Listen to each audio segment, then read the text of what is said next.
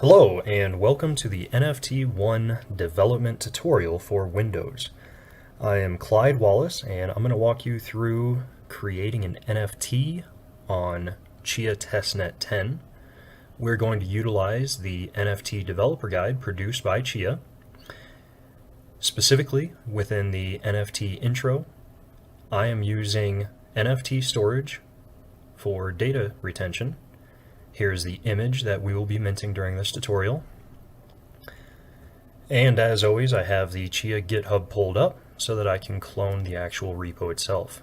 We're going to be utilizing the source code, but similar commands will work with the packaged installers. The development guide has the proper information. We're going to clone the source code directly into a Chia blockchain directory. Notice I do have a specific folder for these operations to occur. If you already have Chia installed, take a look at the development guide for information to stop your Chia client and prep for the 1.4 installation. I sped up this installation just so it would not take too long during this video. After installing, we activate our virtual environment. I already have an instance of Chia on my device, so I will not be doing the Chia init commands. But I am also going to show you the GUI installation. Again, I sped up this process to ensure that it would not take too long during this video.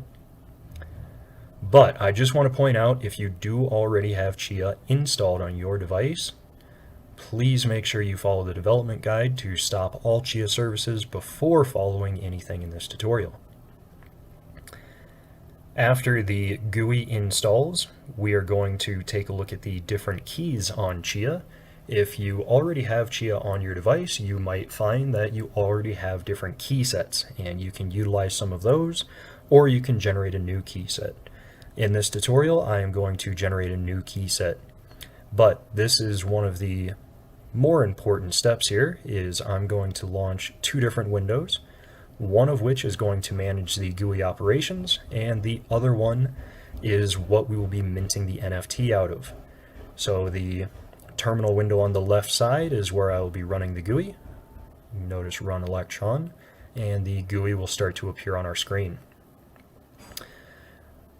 This is how you launch the GUI from command line itself. I am going to minimize this after it appears. You'll notice I already have some key sets. You can create a new set right there.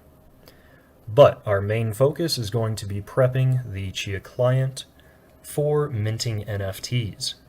The major portion is to ensure that you're minting NFTs on Testnet10 to start. Ensure that you're comfortable with it before you move over to mainnet. Once you mint on mainnet, that file exists and you cannot make any changes to it. So make sure you get your practice on Chia Testnet10.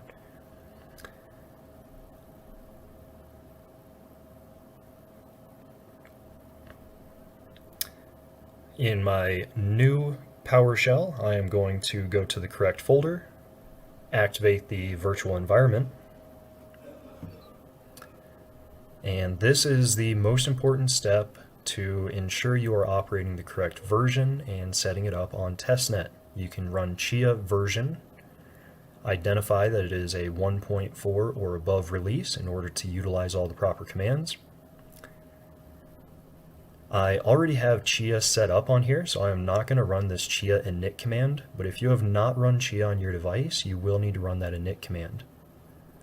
Most importantly, to ensure that you are running on Testnet10, run Chia configure testnet true. You'll notice that this sets testnet, it will update your default ports, and it's also going to update your addresses. So instead of XCH addresses, what we're going to see here are TXCH addresses. If you already have a key set, you can just run Chia keys show to get the information, but I'm going to create a new one just to show people what's going on. You'll notice in our GUI, it does not appear automatically, and that's because these are running side by side, and it is not updating those fingerprints in the GUI for us. I'm going to close down that GUI and relaunch it to show you that the key set we just created will appear in that GUI as well.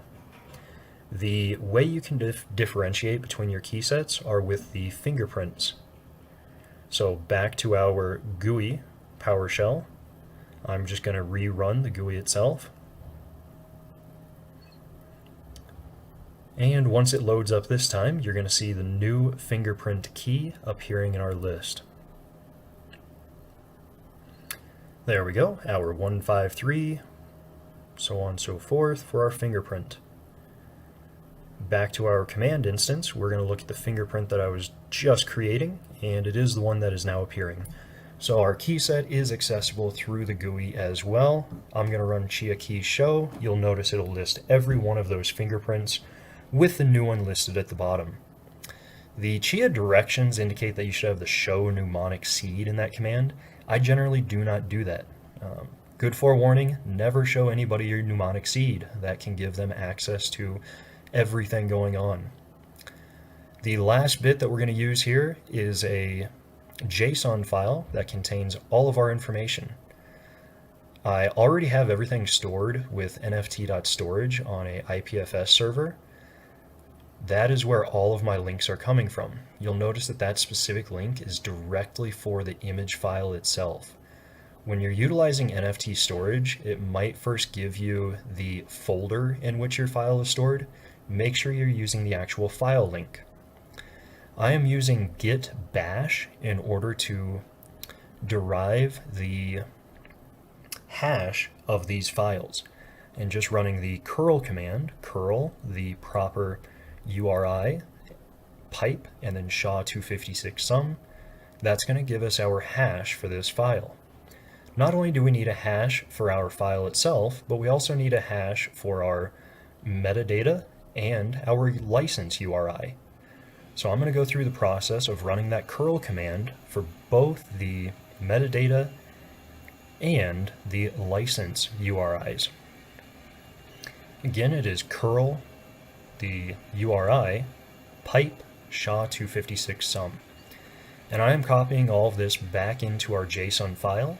We're going to utilize this JSON file in order to mint the NFT itself. You'll also notice that I do have a number of the other fields already filled in, such as the series total and series number. I'm going to mint this as a 1 of 1, so there's only one in the entire series, and this is number 1. But if you were doing a larger collection, you would do the number within your collection and also the total available NFTs within your collection there. Now that we have all of our hashes, we're going to look at the target address and the royalty address. These can be Chia list puzzles, or these can just be the first wallet addresses from the key set that we had just created. To identify your first wallet address, you can run Chia key show and copy the first wallet address directly from the output. I'm going to add that TXCH address to my royalty address and my target address. Pay close attention when you're going from testnet to mainnet for this, because you will want to make sure that that royalty address is for the proper network. Testnet will utilize TXCH, mainnet will utilize XCH, but make sure you're using the proper wallet address to ensure that those royalties are received in the proper location. It is important to understand how the fingerprints work, and instead of just doing Chia wallet show and trying to identify the information, we're going to utilize that fingerprint to specify which one of the wallets we're looking at. You'll notice that since I launched the GUI, the Chia wallet is already running. I'm going to go ahead and open up that GUI and show a couple of things. You can do receive, and this receive address is the exact same first wallet address that we were looking at from the command line. You'll also notice that right now I have no TXCH within this wallet. With the command line, I'm going to utilize that fingerprint in order to show just this specific wallet, and it is still syncing, but I do have connections. If ever you run this and you are not seeing connections, you are likely not connecting out properly. Running a full node on your local device can help with that, but also make sure that Chia has access to reach out on the defined wallet port, which is 9256. In order to mint an NFT, we will need one mojo for the NFT, and we're going to mint this utilizing DIDs. So we'll also need one mojo for the DID. I'm going to show you two different faucets. There's the XCH dev faucet. This one was created by a community member and will send you 10 TXCH anytime you run this. You can do it twice per day with your TXCH address. I'm going to hit submit and you'll see the success message saying that we should be receiving TXCH soon. The other one is going to be the Chia network faucet, and this is testnet10-faucet.chia.net. Similar thing, I'm going to enter that first wallet address, go through their CAPTCHA, and I'll have a success message saying that it is in process. In order to mint the NFT, we're going to first create our DID wallet. So we will need to wait until this TXCH is received in our wallet before we can create that DID. It does cost 1 mojo. You can utilize the command line prompts in order to see whether or not you have received this TXCH, or you can utilize the GUI itself. Take a look and note the type of wallet is currently a standard wallet. We are going to create a DID wallet and also an NFT wallet that relates back to that DID itself. So we've given it enough time, and there is 1 TXCH from the Chia official faucet. I'm going to run the show command just to show you that in the CLI as well, and it has updated to 1 TXCH. Now that we have a little bit of testnet Chia, we can create that DID. In the NFT intro guide, you'll notice that there are both CLI and RPC commands. We're going to utilize the CLI commands in order to create the wallets, but we're going to utilize the RPC command to actually mint our NFT and view our NFT. So you can follow through the entire guide and set up the folders as they show. They do have Windows as well as Linux commands directly on the guide. Very intuitive. The one step that you'll notice we are skipping over is the running of a full node. You do not need to have a full node on your device in order to mint NFTs. However, as mentioned previously, if you're having connection issues, that full node will help. On Chia Testnet, you are able to download the entire full node database, and the links to that are contained within this guide itself. You'll also see the testnet faucet link is in here as well. We're going to skip past all of the full node stuff, and you'll notice here's the GUI installation. And now we are at the images with their hashes. So again, this is what we did with the curl commands utilizing git bash. There are two different processes. You can mint an NFT with a DID, or you can mint one without. And you'll notice that they do contain different parameters and specifications. Our JSON file is going to fairly closely match the RPC with DID. And we have used nft.storage to store our files. But those storage URIs and URLs could be HTTPS or any other IPFS. If utilizing IPFS, make sure that your item is pinned. One important part is that when you are running these commands directly from Windows PowerShell, you will need to escape your quotes.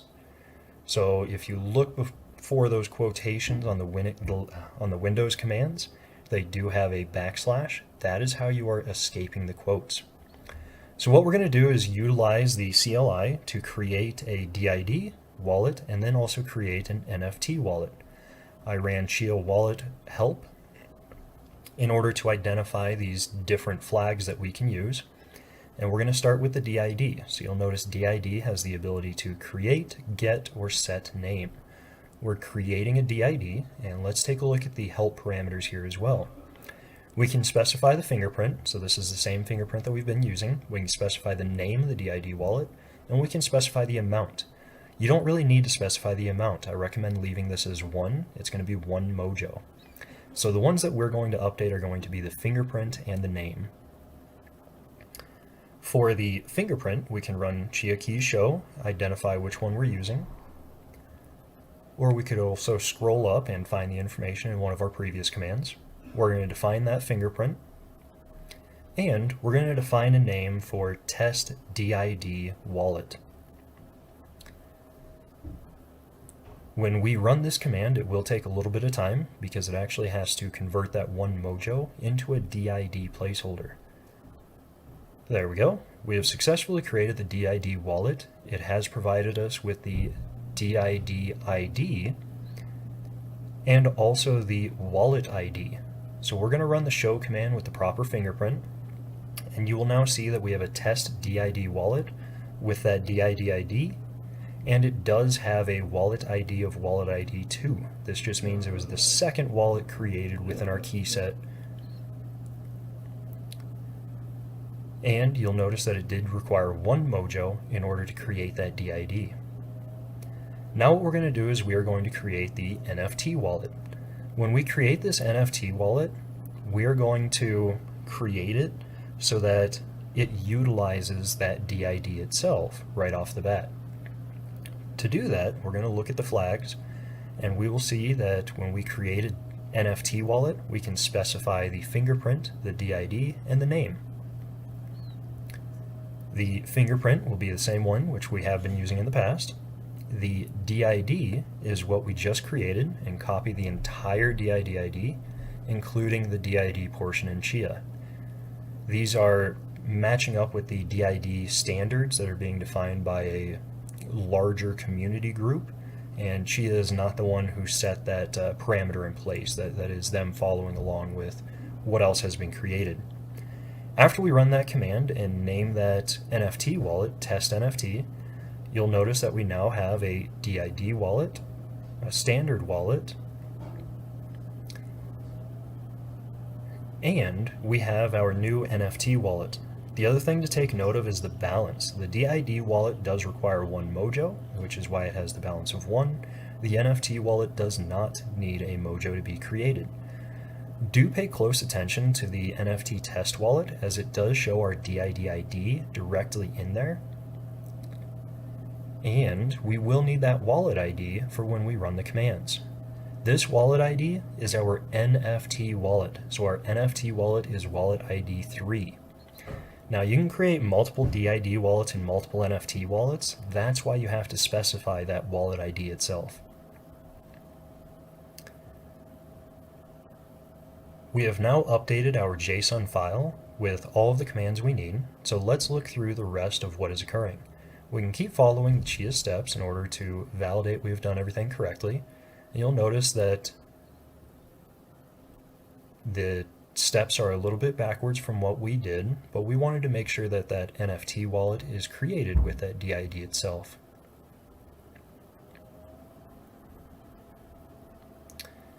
The command for minting an NFT without a DID is listed. Do pay close attention. If you're on Windows, you would have to escape these quotes. So if you're following directly along, make sure that you escape those quotes if you're utilizing Windows. Terminal and Mac, you do not need to do that. The commands that we are going to use are mint an NFT with DID, so you can see this whole string. Instead of directly inputting the JSON file format into the command, we're going to reference this JSON file we created. To reference the JSON file we created, we're going to use an additional flag of -J, and again you can utilize the helpful CLI flag of -H to identify any additional flags that you can add to it. When we look at that, we can see that -J or -JSON file will allow us to utilize an actual file rather than inputting all of the information directly into the command line. When performed this way, you do not need to escape the quotes in Windows. You can just reference that file itself. To show you where this file is stored, we have it within a folder on the desktop, just called Chia. And you can always open up your properties to see the exact location of that file. So we're going to utilize the file location and the file name inside of our command.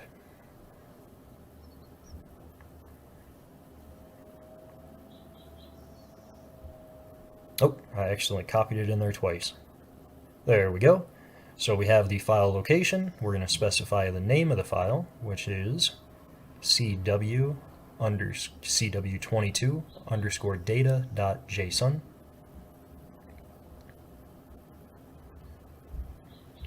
And get ready, because this is all you have to do to mint an NFT. Once we run this command, we have already specified our fingerprint and all of the other information. You'll see a success true message from wallet ID 3. It reaffirms which wallet ID that NFT will be associated.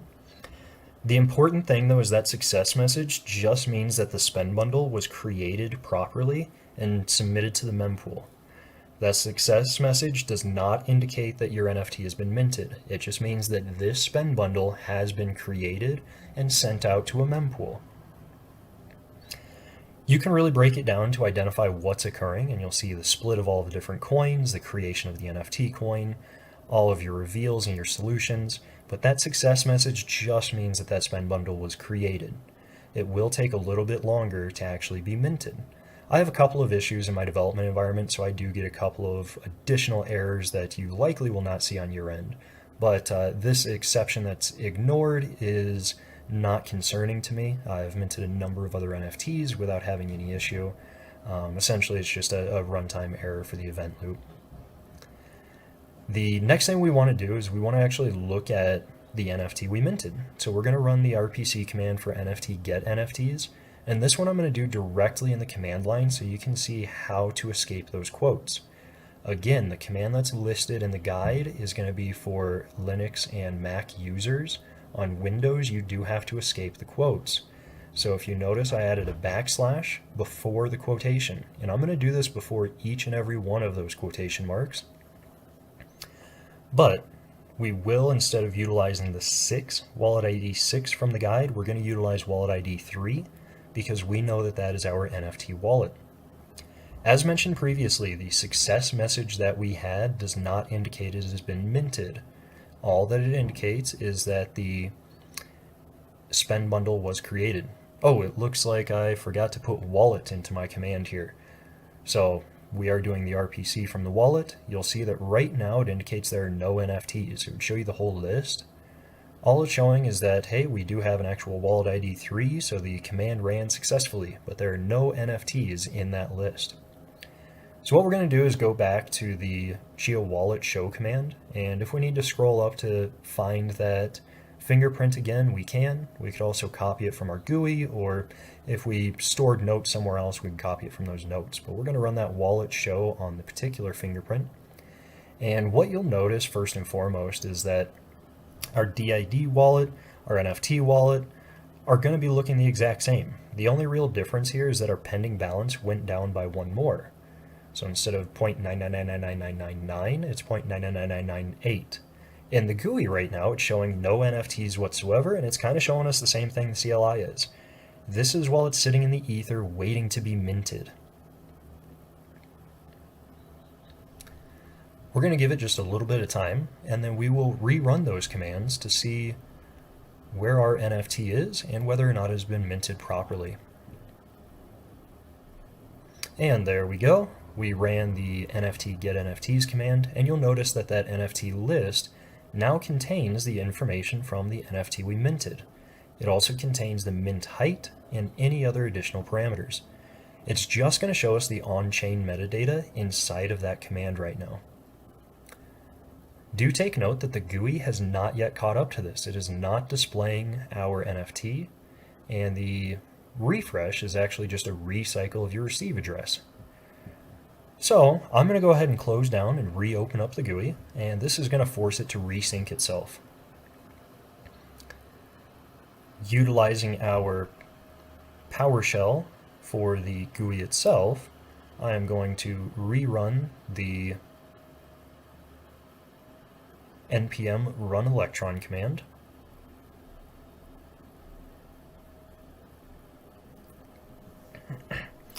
This will restart the wallet services. And once we select our fingerprint on this new screen, we'll be able to look at the NFT that we minted. Oh, there it is. Now you'll notice title not available here. I have been updating my metadata, and it appears the Chia client did not properly capture the metadata itself. Since recording this video, I went ahead and resubmitted the NFT as a secondary one, and I am properly seeing all of the metadata items on the different explorers. However, the Chia client is still not properly identifying the name or other metadata associated with it. This is one of the reasons that the Chia client has included a lot of resources to view and access information on your NFT. As you go to the different explorers, you might find that they sync back to the blockchain at different times, they might pull metadata in different ways, and they might even have different ways to display that data. The last option you have is to actually view it in the browser, and this gives you the full URI that was used for minting that NFT. So you can even go directly back to that original URI. That is minting an NFT on Chia Testnet10 for Windows. Thank you for joining us, and feel free to reach out with any questions.